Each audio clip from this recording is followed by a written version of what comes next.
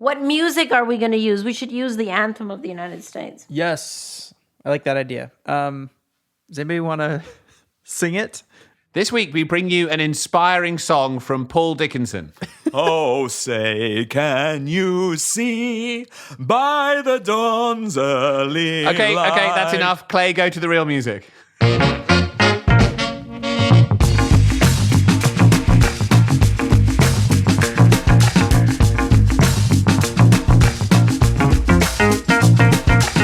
Hello and welcome to Outrage+Optimism. I'm Tom Riffick Karnak. I'm Cristiana Happy Figueres. And I'm Paul Dickinson. This week, we try to contain our enthusiasm at the election of Joe Biden to be the 46th president of the United States.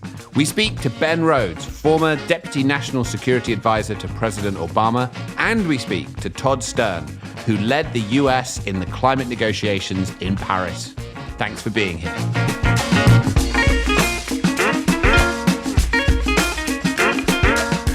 So I'm just going to play you before we kick off. This is what it sounded like in this house in Costa Rica about 3 or 4 hours ago.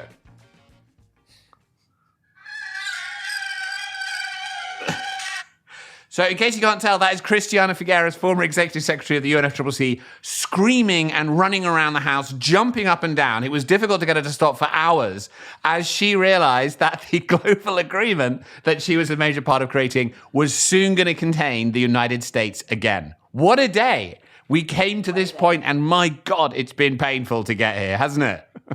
Clay, we have to go to you. How are you feeling as a Michigan voter, the only person with a US passport on the whole team? On the team. Yeah. How are you feeling?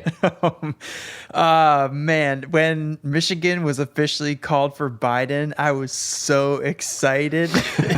It has been an absolutely wild ride of emotions. And to watch it build like that over a few days, right? I mean, the red mirage that everybody thought was going to come. So for a couple of days there, it kind of looked like it was going to slip away from us. Yeah, Trump seriously. got Florida, and we were wringing our hands here pretty extensively, weren't we? Yeah, and in Michigan, we saw the numbers go back and forth for the presidential race and back and forth for the Senate seat here as well.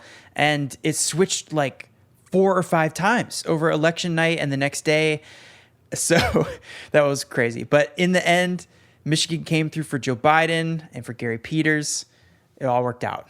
But I mean, one of the big shocks, and I sent you a little clip of this, was seeing after Trump made this very peculiar speech saying that he'd won, an ABC News presenter, spoke directly to the American people and said, this is the language of authoritarianism, stopping the vote is wrong. Yeah. I was really struck by that. I thought it was a kind of historic moment to see, the media playing, a critical role as the fourth estate, as we call it, protecting our society against authoritarianism. It was not something I thought I'd see in my life.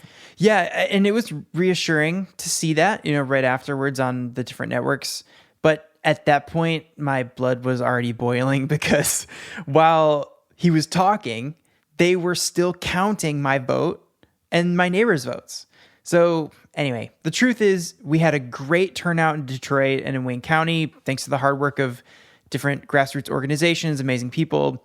The vote has been counted, the people have spoken, and we want change. So for Michigan to go for Biden and reject that authoritarianism in the purest form via the voice of the people was amazing. So a happy ending. Yeah. So I think we need to talk, obviously this podcast is about climate. We need to talk about the implications for climate. The main thing we want to discuss is the international implications, but we should also touch on the domestic agenda and what he can do domestically. But I think we have to start, Cristiana, so many people will be interested to know how you feel watching this. You've talked many times about a few years ago when President Trump pulled out of the Paris Agreement, the sort of fraying of the international diplomacy. Does this feel like the beginning of it coming back? Do you feel anxious? Do you feel excited about it? Tell us how this day is for you. Well, what a roller coaster for all of us, right? To be seeing these numbers go back and forth, for several days.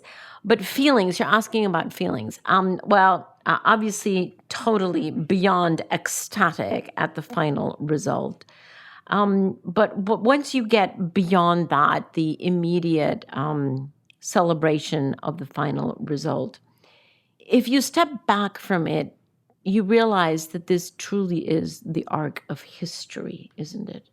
That we as a society can step away from integrity and from respect and from democratic institutions in those countries that are democracies for a while. Yeah. But that it is not a permanent fixture of who we are. Let me, in the same breath, express my concern for the fact that there was such a huge turnout on both sides. Yeah. On both sides, there was an increase in turnout and of voting. And what that actually denotes is a deeply divided country, a deeply divided government, a deeply divided political scene that is going to make it very difficult for a Biden administration to do what it needs to do to roll back the rollbacks, right? They will have to roll back the rollbacks. How are they going to do that on a regulatory level? How are they? I mean, signing back into the Paris Agreement is, as difficult as putting your signature on a piece of paper. That's not the issue. That is a 3-minute process. That's not what we're talking about. We're talking about what are the signals that are going to be given to the economy of the United States to get back on to the decarbonization path that most other industrialized countries are already on. So let's start there, because I think that's a great point. And I think rejoining the Paris Agreement, and what the other world leaders now expect from Biden is a different conversation, which we should get into. But just, domestically, the reality is, and we're recording this on Friday afternoon, and it looks pretty clear that Biden has won the presidency. He's taken Pennsylvania and perhaps Georgia. But it also looks equally clear that Mitch McConnell will still be sitting in control of the Senate agenda with a majority of votes. And we know exactly how he treated Obama's agenda in trying to block everything. And we also know that there is now a 6-3 conservative majority on the Supreme Court. So most presidents, if they wanted to do something and they couldn't go the legislative route, they would go the regulatory route. Both of those look difficult. So what options are there, would we say? And we're not experts in this, so we won't spend too long on it, but I think it's worth drawing out the issues to actually make the kind of progress we need. Well, and to that, I would like to add what I just said, right? Popular support. You can eke out some wins if you have popular support. But he doesn't in this case because the country is fundamentally divided. I don't think 3 so. million? Okay. Convince me, Paul. I'm very open to be convinced.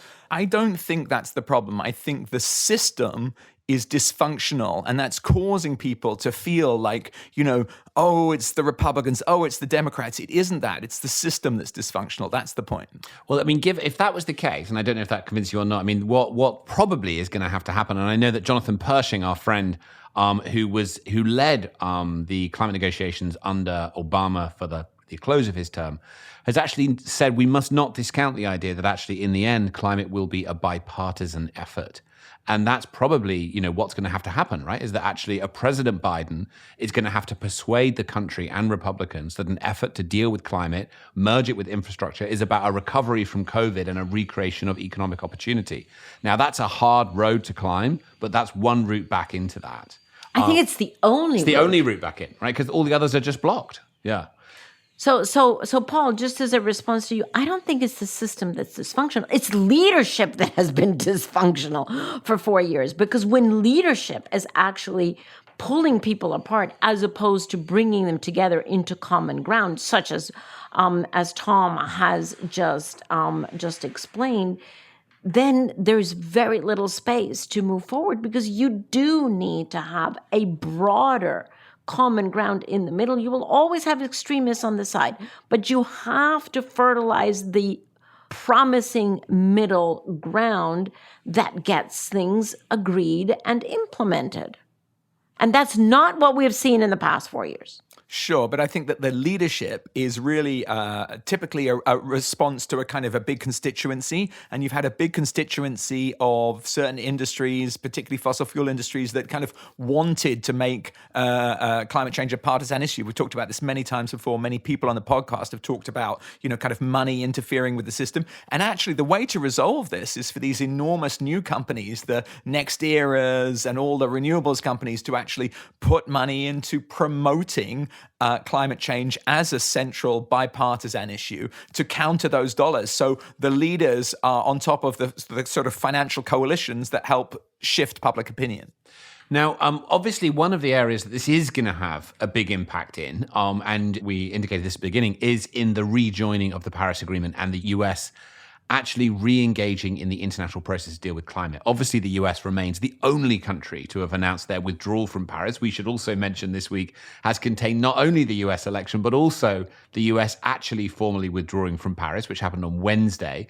Now on Friday, it looks like they'll be back inside 3 months, Biden has already said that he's going to rejoin us absolutely as soon as he can. So that's great. Yeah. He retweeted. It was brilliant. He said, US withdrew. 77 days later, we'll be back in. But Christiana, what does that mean, the US rejoining? Because the world is going to want, yes, of course, the US to rejoin, but they're also going to want the same thing that every other country is expected to produce, which is a more ambitious, nationally determined commitment that would come forward towards the end of next year. So is there going to be a sort of a flush of enthusiasm and relief, which we're all feeling and which we should enjoy, but then a sort of sober reality about the fact that although the US can engage and use its diplomacy, that domestic logjam is actually going to mean it's going to be difficult to move the international agenda forward in the way they might like? Well, I think it is important to differentiate the procedural rejoining of the Paris Agreement from the policies that will be enacted, right? Because the procedural rejoining, is fun, but it's no big deal. Yeah. The true transformation is to go back to the understanding that what we thought ages ago, it seems like ages ago, that you always had to choose between economics, profit, and people and planet on the other side, or divide among the three, that is no longer the case, that actually you can find common ground among them, and that those who are more vested in one or the other have to come together. Right. And the United States will be doing that for sure. Now, they will do two things, I think. One is domestically. Let's remember that one thing is what the federal government can or cannot do, depending on how tied their hands are. But the other thing is what the states can do. Yeah. And one pressure that will be relieved by the Biden administration is the pressure against states that want to move forward. So the pressure, for example, that California has been putting up with, that will be removed because all of a sudden, right, the federal government will actually be aligned. As the same thing with New York, same thing with Massachusetts, all of those states that want to move forward. So I think that is going to be probably the space in which you will see more and more active policy making to put incentives in place for a decarbonized economy will happen at the state level because of the situation at the national level. But what a Biden administration can do at the national or the federal level is reach out to other countries. So I am pretty certain that the first country that they will reach out to is China. Right. Because that is the other largest economy, that's the leader in the developing world, and they are totally the leaders in all of these technologies. So that, I think, will be a very active conversation. That doesn't mean that they will be forgiven for their human rights situation or for an unfair commercial relationship with the United States. But let's remember that had been, the climate conversation had been sort of corralled and kept in a safe space because it is a vision that now the new Biden administration and the Chinese government actually share.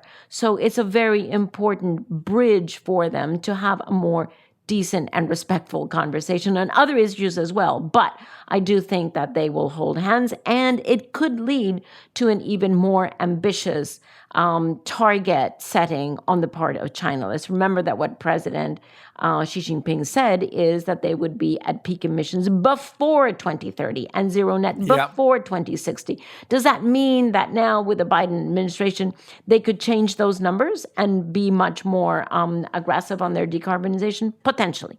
The other very interesting move that I'm sure will come very soon after that is a good conversation with India. Because if you look over to Asia, you have now China, you have Japan, you have Korea aligned on to net zero by 2050. But India is not there yet.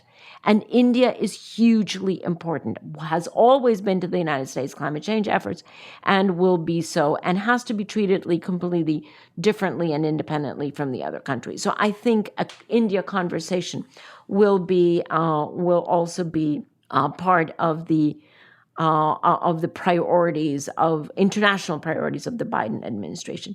Plus, I'm sure that there will be a very active reaching out to developing countries, not beyond the emerging countries, to truly developing countries, because basically the Trump administration turned their back to them. And so I think that will also occur and will be incredibly helpful in the lead up to COP26. I think, the preparations now and the prospects for COP26 are fundamentally different. Fundamentally, than they were just 3 days ago. And do you think that President Biden would be able to? Because my memory of the lead up to COP21 is that it was the Obama administration's commitment to bilateral climate finance that really brought developing countries to the table with national commitments that changed things. The question is whether Biden would have the latitude and the political will to do something similar, or do you think that the politics have moved on and that's no longer the thing that makes the difference? No, I think finance is still on the table because it hasn't been on the table, right? Yeah. It's not visible, therefore it still is a huge discussion. So what a Biden administration might be able to do on bilateral remains to be seen. Obviously, there are possibilities for, at a bilateral level, there are possibilities for debt for climate swaps. That are very interesting for Africa, because Africa does have international debt. Latin America has mostly domestic debt. And so those bilateral deals are not quite as important for Latin America. But for Africa, they can be incredibly helpful. And the other thing that the U.S. could do, of course, is it can definitely change its position in all of the multilateral finance institutions. Right. You can't change who directs the World Bank or who directs the IDB, that are definitely put there by the Trump administration. But the director of the United States at those banks can definitely have a much more helpful position than what we've seen in the past 4 years, and can therefore use the multilateral finance system to also help developing countries. Yeah.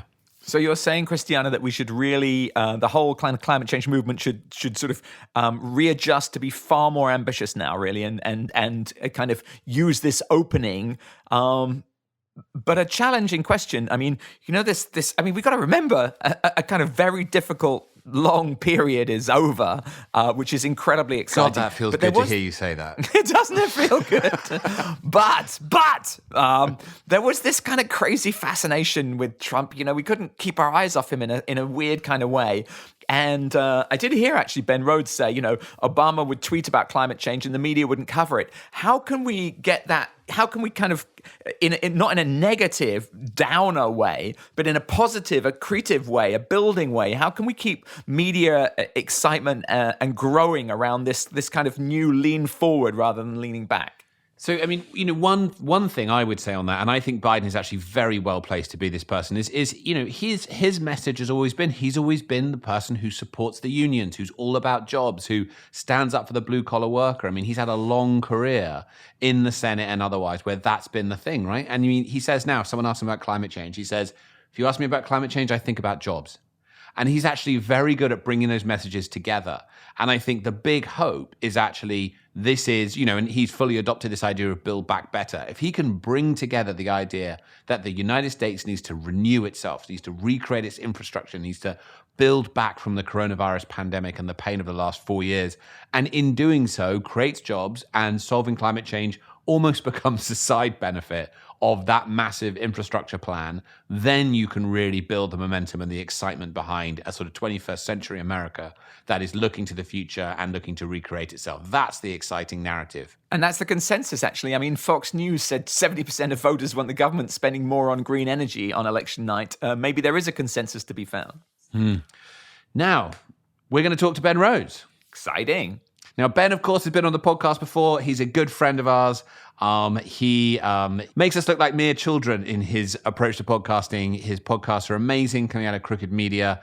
I'm sure that today is a euphoric day for Ben. So let's give him a ring and hear how it's landing with him. And one thing we should say is that, yes, we have today looked at some of the issues around a Biden presidency and some of the things that will be challenging, but we should also really enjoy today. And thank you to the 74 million United States citizens who made a choice today to vote Donald Trump out. It is greatly appreciated by your friends all around the world. This is actually the beginning of a new type of future where we can now come together and deal with these issues. So we look forward to being in that future with you.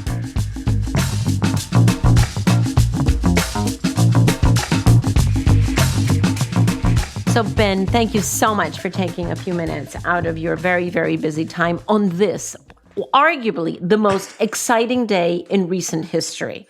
Certainly in the past 4 years. We have had Christiana running around the house screaming at fever pitch for the last few hours. So she's only just recently stopped. Woo! What a roller coaster to get here, but here we are. Yeah.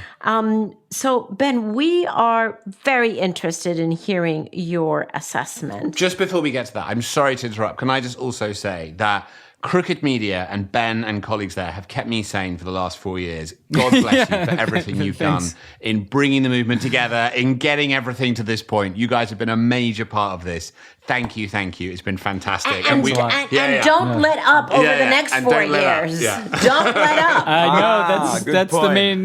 the main lesson. The main lesson is that this never ends. Exactly. Struggle without end. Yeah. Yes. Where were we, Tom? Sorry, you were about to say you're curious to know, and then I interrupted you. Oh, okay. We're very curious to hear your assessment of what a Biden administration can do on climate change, because I think, while we're all deliriously happy about the final result, we are disappointed that there is not a clean slate on the Hill for him to work with. And so that really puts a damper in what he could do in regulation, what he could do in terms of, other levers that he could pull. So what do you think is the route toward quick, efficient, high-impact climate policy, given the reality that we have today? Yeah. Well, first of all, I do want to actually say something about Tom's comment about Crooked Media that, in addition to podcasts, we have this activist wing, and Vote Save America is a key part of it. Stacey Abrams, we partnered with on Fair Fight, her organization. But what I noticed is a lot of the activists who worked, the young people mainly who worked to support those efforts are also climate activists. Right. These are very overlapping circles. So climate activists and climate voters played a bigger role in this U.S. election than any election in our history. And that's worth noting. Interesting. Christiana, I felt like the Senate result, which is not entirely done yet because of Georgia, right? So there's an outside chance that the Democrats get to 50 senators in these Georgia special elections that'll take place in January.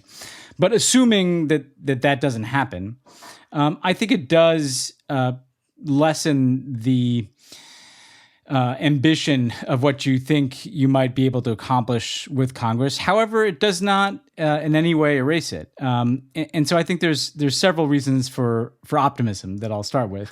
One, the United States will rejoin the Paris Agreement that we vacated this week, and once again be in the business of global climate leadership, and I'll come back to that. Two, obviously, we can once again have a government that believes in science, but also revert back to the Obama era regulatory changes on everything from fuel efficiency to how you regulate emissions. You mean roll back the rollbacks, right? Roll back the rollback. At least get back to the status quo we had fought to get to at the end of the Obama years, and conservation efforts and the rest of it.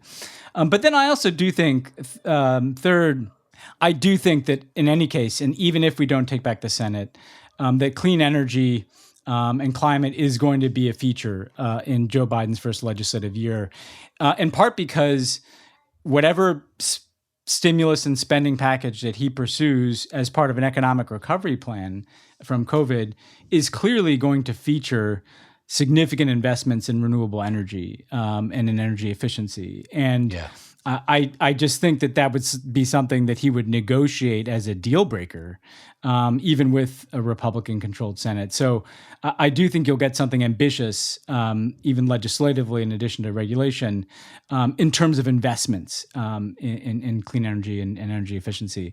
And then lastly, U.S.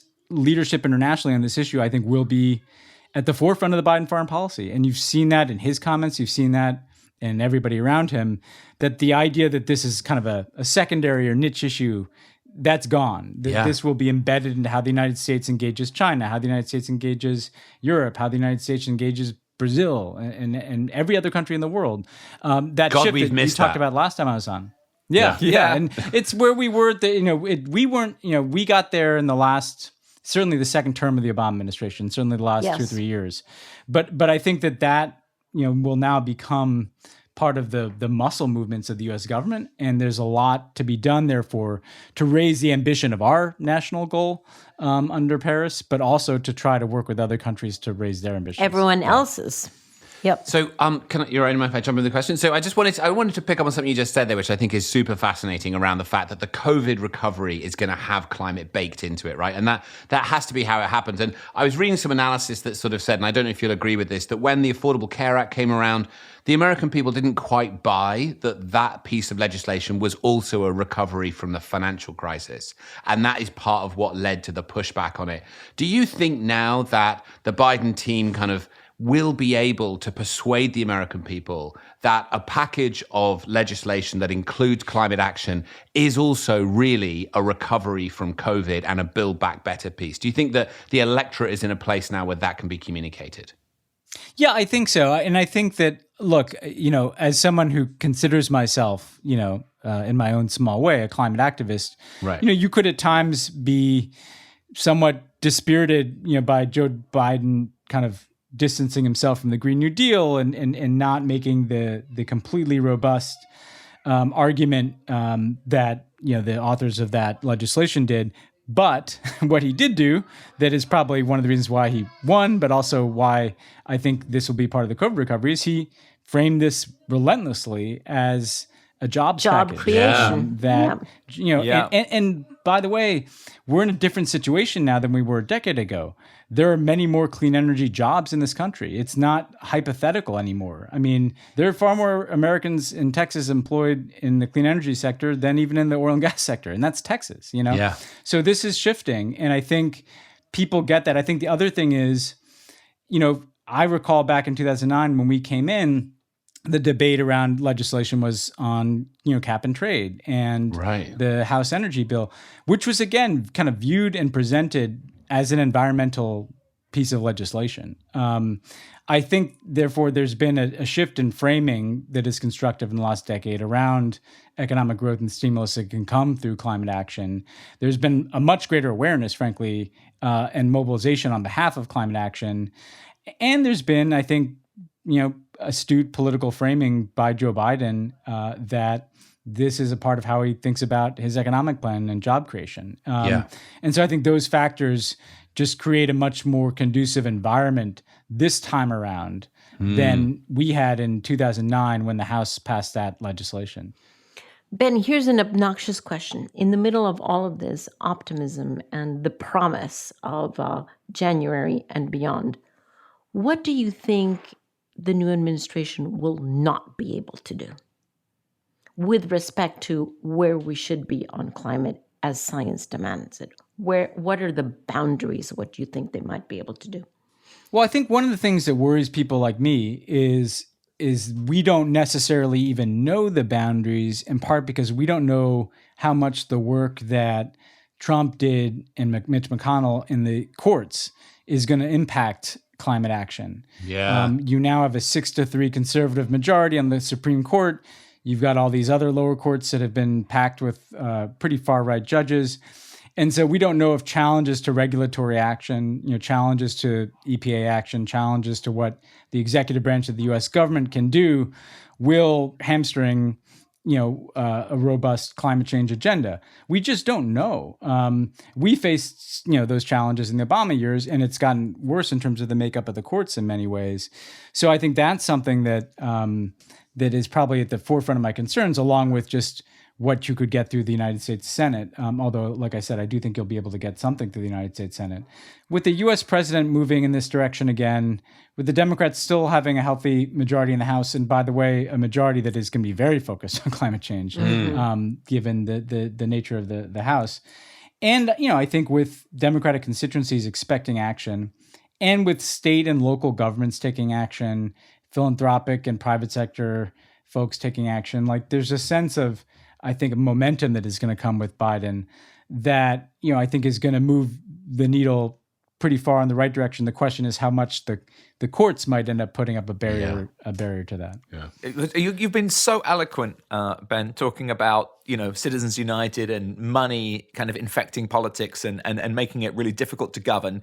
And yet it's great to hear you talk about, a new climate, new atmosphere. There's so much sort of citizen engagement. I mean, yes, there's a problem with the courts, but how might this play out, differently, over the next 4 years? How might we, or the people listening to this podcast, think about how to frame their activities to sort of take advantage now of this door that's opened? I think one of the things that's going to be important on climate change, and it's true of other issues too, is that you saw very effective mobilization politically in opposition to Trump, because Trump was so evidently a danger to the climate because of the kind of, completely senseless withdrawal from Paris and the kind of hatchet he took to regulations and, the embrace of coal. I mean, he was a cartoonish version of somebody who's a climate change denier. And that got people off their couches and that got people involved. And my experience, frankly, of being in government is sometimes when you're actually in charge, people take their foot off the gas pedal a little bit. And the political push to get something done is not as great when you're in charge as when you're out. And so I think the main thing is for people who care about climate first and foremost, recognizing how much time, is wasting here. I mean, frankly, we're out of time. There has to be a sense of urgency in pressuring, by the way, the Biden administration, as well as, the opposition to climate action, in making sure this is seen as a voting issue in American politics, and in making sure that, if people don't like the impact that dark money has had in denying action on climate, then, people with means have to step up and make investments in American politics to move the needle in the other direction. This is all doable. There are more of us than them. There are more people who want to act on this issue. The polls show pretty overwhelmingly Americans get it and want to do something about it. And so we just have to we have to resist complacency here, that just because the presidency changed that, we can trust that the right things will happen. I think people who care about this, whether they're at the, community level or whether they're people with voices and means internationally, need to continue to press on it. I think it's such a great point because, the unity of the left or of people, the liberals has been created by the opposition, right? And at the moment, when now that goes away, how do we assess priorities, dive in and do particular things? And of course, I have to say, I'm so encouraged to hear you say it might be possible to get something through the Senate. It's not just going to be the logjam that you guys experienced when you were in the White House, and we'll see what happens there. I mean, what should people do now that care about climate? And none of the three of us are US citizens, but many of our listeners are. Presumably there will be a legislative agenda. It's very encouraging that Biden closed on climate in his campaign the last couple of weeks. But, you know better than anybody, there are small windows to get legislation through, and those windows are smaller than people realize when they end up, getting into government. Do you think climate will be top of the legislative agenda, and what can be done now to ensure that that is the case? Well, look, I mean, first and foremost, if people are in the United States or particularly in the state of Georgia, this control of the Senate is not impossible. And again, I don't want to raise people's expectations because we haven't won a Senate seat in Georgia in a long time. And even though Biden won, that doesn't guarantee that these two people running who are good candidates are going to get through. But you can obviously support those races in Georgia. I think beyond that, I think there needs to be a sense that on climate change, there's an organized constituency of Americans and American voters and citizens who are going to stick to this in the same way we've seen movements on other issues, and that they're going to be calling members of Congress, and they're going to be demonstrating in the streets, and they're going to be raising money for causes, and that essentially the climate movement is a kind of a key part of the backdrop of American politics now. And so when they sit down to figure out what Biden's first 100 days agenda is, when he sits down to negotiate, if he has to, with Mitch McConnell as Senate Majority Leader, the idea that clean energy and climate investments can be traded away is seen as something of a red line. That's something that Biden can't walk away from in those types of negotiations. And so there's that immediate challenge of Georgia, but then there's this broader challenge of how do you make this just a part of the American political dynamic really intensively in the first year of a Biden administration, but then as a permanent presence going forward. Yeah. Awesome. Because ironically, right, the 4 years of complete vacuum, or rather paddling back, has made action now, policy, incentives, regulations, legislation, all the more urgent, right? If we had steady pace along the 4 years, then we wouldn't have such a buildup of urgency. But now we are really totally up against the wall. So to go back to where we started our conversation with you, no time to let up. Yeah, no, and what you guys actually, you know better than me even, is there's been all this innovation during those 4 years around the world, but also even in the U.S. at the state and local level. So I think as the Biden team kind of moves into management of the federal government, there should be also kind of a lessons learned too of if we want to increase our pace of what we can do, can we learn from an American state, or can we, what are people doing at municipalities? What are people doing in other parts of the world that is making progress? And so another way to kind of inform the momentum of that first year of a new administration is to make sure that the right models are getting in front of the right people as well. Awesome. Okay. Last question, Ben. You said beautifully that it's a terrible thing, but we can't take our eyes off Trump. I mean, he's been like this kind of siren, I guess, like just screaming out of the television. How are we going to be able to keep the energy, I mean, not the negative energy, but the positive energy? How are we going to be able to keep a sort of dynamic attention to this critical issue going over the next 4 years, next 8 years, next 100 years? Yeah. I think that, first of all, I hate to put it this way because I like to be positive, but part of it is to maintain some negative energy. I mean, the election was a little bit close for comfort for some of us, and I think we've all learned that these issues aren't settled. I think we've kind of felt like, certainly when Barack Obama was reelected, that the idea that, there'd be another president who kind of denied climate change and, rolled everything back, that we'd crossed over that hump. Like clearly we thought it was impossible. And things can swing back, and they could swing back in 2 years. In their congressional elections, they can swing back in 4 years. So I do think, the negative energy, people have to be outrage. reminded. We call it outrage. Yeah, the outrage. This can go back the other direction, and we've learned that they won't care. They won't pay attention to fires and floods and hurricanes. So that is not enough to shake at least Republican political leadership out of their complacency. I do think, the polling does show, though, that the American public is moving on this. And then I think, framing the what needs to be done affirmatively, and this has been said before, but that this is what, you guys say this better than anybody, but like, what are the possibilities? America needs a national purpose. America needs a sense of purpose right now. We are adrift. We post 9/11, it was supposed to be terrorism, but that's a pretty toxic American purpose. Just we're going to fight a war forever against a set of terrorists. And we need a big goal. We need something big to do as a country. And I think the idea of like leading the world national project and dealing with this existential challenge. Yeah, it's a national project that people can get behind, and everybody's welcome to be a part of it. And it's going to create jobs and innovation, and it's going to lead to new investments in research and technology and development that can, do all kinds of things to make life better for people. I think that kind of positive framing can be important. And then, I think we have to be specific in working with the rest of the world in terms of, okay, we get it. We have a huge credibility gap. We're the people who left Paris, but we're willing to put more on the table here. And so then we'll go to China and say, hey, Xi Jinping, we really welcome what you said in the fall, but we're really concerned about the Belt Road Initiative and the infrastructure you're building there. Right. Hey, Brazil, we're really concerned about the Amazon, and this is going to affect our bilateral relationship.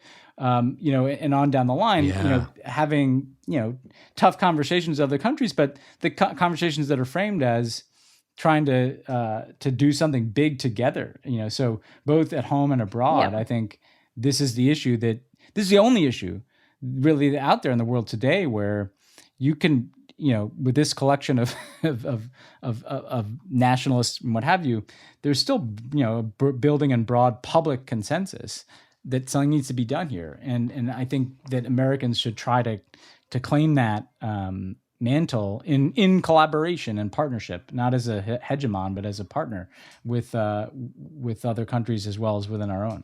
Amen to that. Ben, thank you so much. Thank you for taking time, as we said at the beginning, on a very, very hectic, albeit fantastically celebratory day. We should celebrate today and tomorrow, and then roll up our sleeves. And then, give ourselves 24 hours here. Yeah. Okay. Awesome. Thanks, Ben. Good to see you, Ben. Bye. Thank you so much, Ben. Thank you. Greatly appreciate it. Take care, guys. Bye. Bye.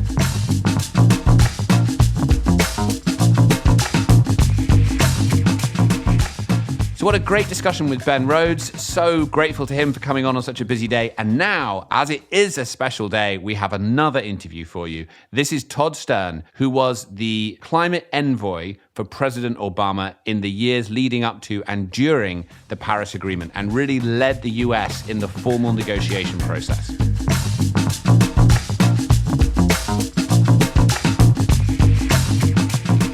Todd, thank you so much for taking some minutes on an incredibly exciting and very busy day for everyone. We've been literally screaming, yelling, and jumping on one foot for hours here in expectation of the formal announcement, because we're recording this on Friday afternoon. But Todd, you led the U.S. team into the negotiations of Paris. And one, I would say, of your incredibly valuable contributions was the U.S. reaching out bilaterally to China. So I am sure that you have been incredibly frustrated about that over the past 4 years. Where are we now on that? What can a newly minted Biden administration do to repair the damage done with China and to get back on a positive mutual effort that would take us much farther and much quicker on climate efforts? So a few comments in response to that. And first of all, it goes without saying that that you've got to have China and the U.S. fully engaged in the system for this to work. It also probably goes without saying that the bilateral cooperation that we developed between us, the U.S. and China, during the Obama years was, I think, enormously important and consequential with respect to the negotiations over that whole 7-year period that, from the time that Obama started until Paris, and was, a certainly quite important factor. So I am keenly aware of. I worked hard to help try to make that happen, and I'm keenly aware of the importance of it. Having said that, we have to understand that the United States and China are in a very different place right now in terms of the overall relationship. It has deteriorated a lot, and not just because of Donald Trump. I mean, I'm more than willing to lay all sorts of problems deservedly at his feet, and I don't think that and I think the Trump administration's posture has not been useful. But it is also true that there are serious concerns about Chinese conduct across the broad swath of the U.S. political spectrum, from liberal Democrats to conservative Republicans.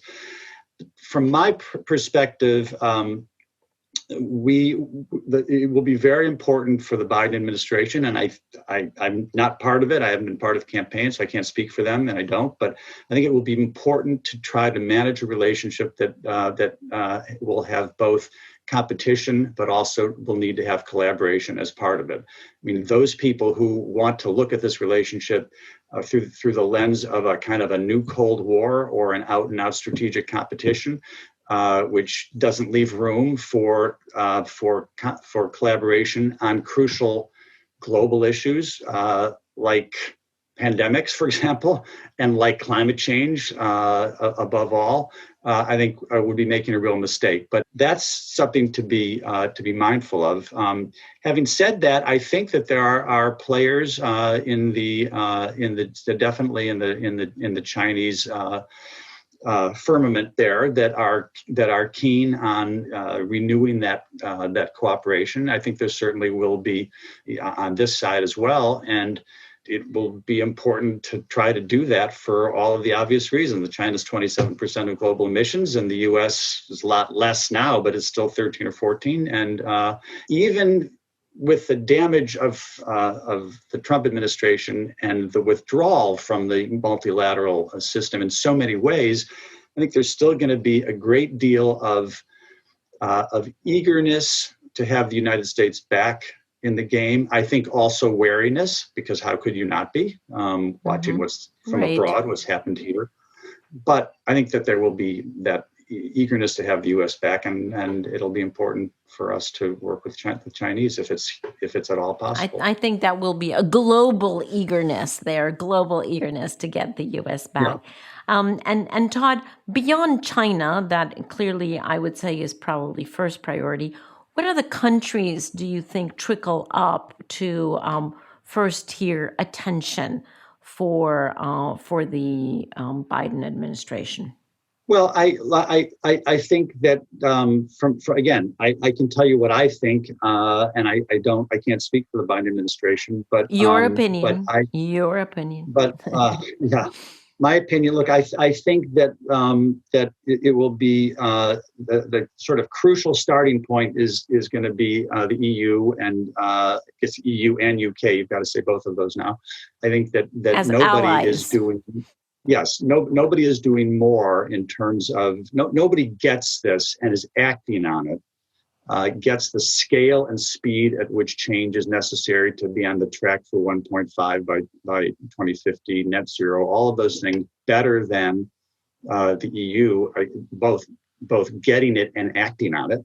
So those things that's important. So I think the EU will be a critical partner, a traditional partner of the US. There will be a huge amount of relationship, not so much repair work, but just renewal. And I think the Europeans will be, I'm quite sure, thrilled to have an American administration that seeks to be the kind of America that they're used to. I think that there's a whole other group of players, though. I think that it will be, to my way of thinking, very important to reanimate the kind of progressive coalition that took shape under the rubric then, wouldn't be the same rubric now, but back in Paris, came to be called the High Ambition Coalition. But And just a step back, because you have to remember what's going on now. The mission of diplomacy is no longer to get an agreement done, because we got an agreement done. There is a mission of diplomacy certainly to continue to sort of the care and tending and development of the Paris regime, for sure. But the biggest diplomatic mission, in my view, is to get enough of the big players in the world acting in the transformational way that will make it possible to meet the Paris goals. And you're not going to meet the Paris goals just by having UNFCCC meetings. That's not how it in a timely fashion. Right. No, scale and speed. Exactly. Meet the Paris goals in the period that between now and 2050. And by the way, 2050, yes, but that means now. And I mean, one of the things that I was very, very favorably, very pleased by Xi Jinping's announcement at the UN about essentially net zero carbon neutrality before 2060. I choose to hear before 2060 as 2051. But the thing that he did not say, that the President Xi did not say yet, is anything about what's going to happen in this decade. And indeed, by saying only that they would peak before 2030. If before 2030 means 2024, that would be great. If it means December of 2029, that's not so good. And I have heard some things come out of some signals coming from China, which makes it seem as though they have in mind something more like a flat line for the 2020s, and then a steep curve down after that. And that's actually not good enough. There's a tremendous amount of coal that they are planning to build, both domestically and abroad, and that's a big problem. I didn't mean to go back onto China so much, but the point is that the mission, the diplomatic mission, is to get as many big players as possible, representing as much of the world's emissions as possible, really on track. I think the impact of the progressive countries, even if they're small themselves, even if they don't have so much in the way of emissions, is important in terms of providing the kind of political leverage that will be important to push countries in the right direction. Obviously, there's other big players that are big in and of themselves: India, Indonesia, Brazil, places like that. Brazil, by the way, obviously it's a serious problem what's going on in Brazil right now vis-a-vis the Amazon, because if you take that too far, and we're at risk of it going too far, you cannot get it back. And last question, Todd, because it's a very busy day for you today.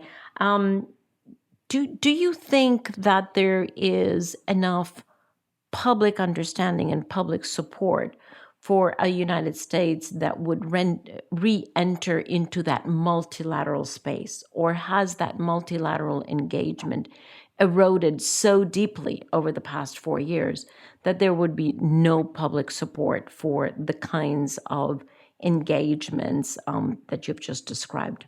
And you're talking about public support in the United States? In the United States, yes. Yeah. This is the situation that we have in the United States right now.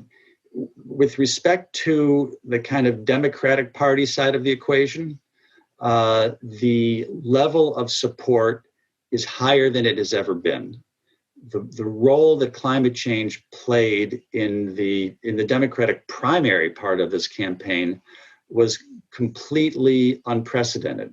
Right. I mean, people supported climate action for sure in 2016, 2012, whatnot, but it was never seen as much of a campaign issue. This time, along with healthcare, climate change was one of the two top issues among Democrats. And so I think that you have a big chunk of the public that is still not, understanding enough what needs to be done, but much, much, much more, with much more engagement and much more kind of determination than we have seen before. On the Republican side, among Trump supporters, not good, and actually probably went backwards because of so much rhetoric over the 4 years listening to him. But if you look at polling on the Republican side, it also divides generationally. So if you're looking at millennials or younger than that, you have not as much enthusiasm or concern as you see on the Democratic side, but it's completely different from the kind of older generations of Republicans. So it's moving in the right direction. It's more powerful than it's ever been with respect to a big chunk of the electorate. And I think that, going in the right direction. And so to your question, is there enough support to re-engage multilaterally? Absolutely. I mean, I think that there was tremendous support for Paris when we got it done.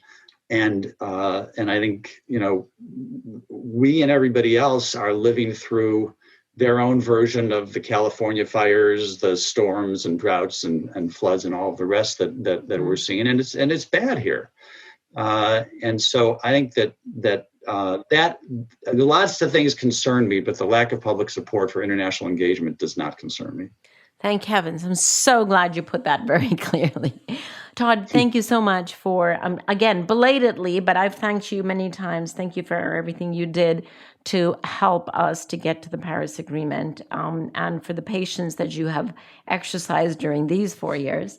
And in advance, I am sure that the Biden administration will be reaching out to you for wise counsel and deep experience. So thank you in advance for guiding them. Thanks, Todd. Bye. Okay. Bye-bye. Hey everyone, it's Clay back in Detroit.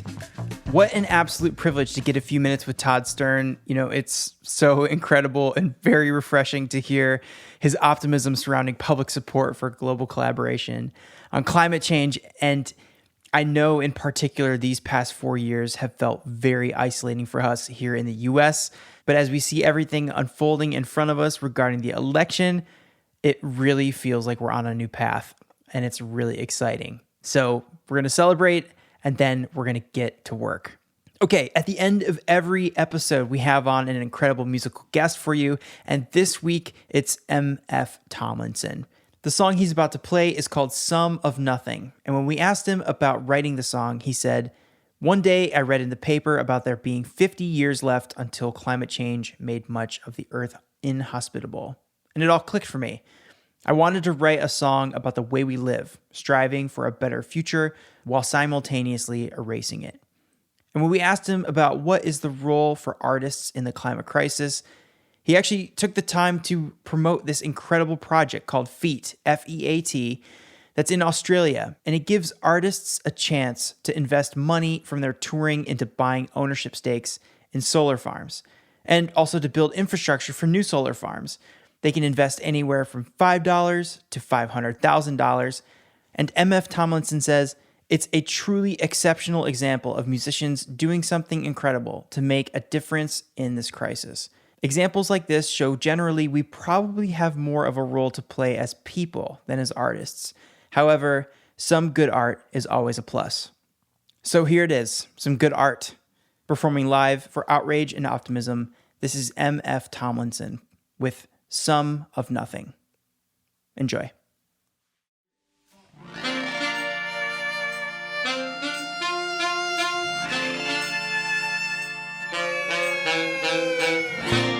I've been around the world in my immigrant shoes.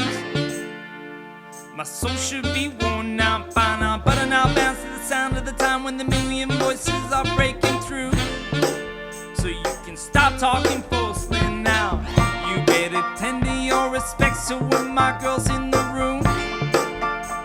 You know she's right on, you'll find out no rest if you're wicked in a world where Cedar is still singing the blues.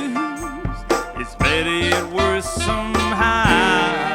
There's too much to prove and nothing left for us to do. Oh, give me some of nothing. Some of nothing. Yeah. Oh, what's some of nothing? Some of nothing. If what you're saying is clearly bogus, then there is no need for me to refute. Yes, if it's bogus, hocus pocus, POTUS, the onus of proof must be on you. Matter of fact, just stop talking falsely now. If you came to be tame and shoes, then you better start kissing some shoes. It ain't me doing the telling, it is they who be commanding me to command you.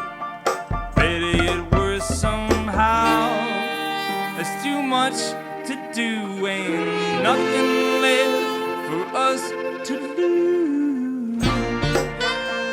Oh, give me some of nothing, some of nothing. Oh, what's the some of nothing, some of nothing? I want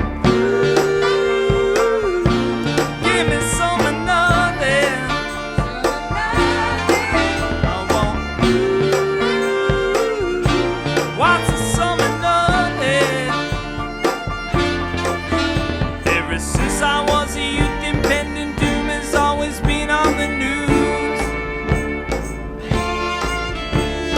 Trying to make my way, but sometimes I say, hey, wait, man, what's the use? Yeah. Whether you're a defender or a crusader, whether you're a player that minor or major, what is the result of all your labor? What's waiting for us at the end of the rainbow? It's just so amazing how everything these days seems to be better worse somehow. There's too much to do and nothing left for us to lose. So what's the sum of nothing? Sum of nothing. I want give me some of nothing. Some of nothing. I want what's the sum of nothing? Yeah.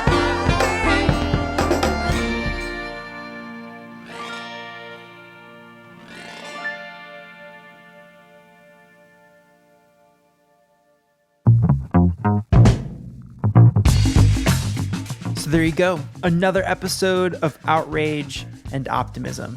The track you just heard was Some of Nothing by MF Tomlinson. And I keep saying this after every song. You have to go see the music video. There's some dolly zoom shots, you know, like Wes Anderson meets Robert Clouse meets Stanley Kubrick. You know, those type of zoom shots. It's a really fun, fast-paced escape from linear box type thinking. You just got to see it. He also sips on a tangerine LaCroix, which is the most underrated flavor of carbonated waters. That's a hot take. Links to check out the music video and to check out more of his music. And FEAT, F-E-A-T, the musician-funded solar panel project, all in the show notes. Check it. Okay, the credits. Outrage and Optimism is a Global Optimism production. Executive produced by Marina Mancilla-German and produced by Clay Carnell. From Detroit to Bonn, Global Optimism is Sarah Law, Katie Bradford, Lara Richardson, Sophie McDonald, Freya Newman, Sarah Thomas, Sharon Johnson, and John Ward. And our hosts are Christiana Figueres, Tom Rivett-Carnac, and Paul Dickinson. Special thanks this week to Namita Uberoy for making our interview with Ben Rhodes possible, and thank you to our guests, Ben Rhodes and Todd Stern. So if you're like me and you're up at 2 a.m., 3:30 a.m., 5 a.m., 5:01 a.m., checking the election results, you should look us up at Global Optimism on Instagram, Twitter, Facebook, and LinkedIn. And if you're enjoying the podcast, it means everything if you could rate us 5 stars and write us a review. We read every single one that comes through. So thank you. Okay, a new chapter is ahead. We've got another episode coming your way next week. Hit subscribe right now so you don't miss it. We'll see you then.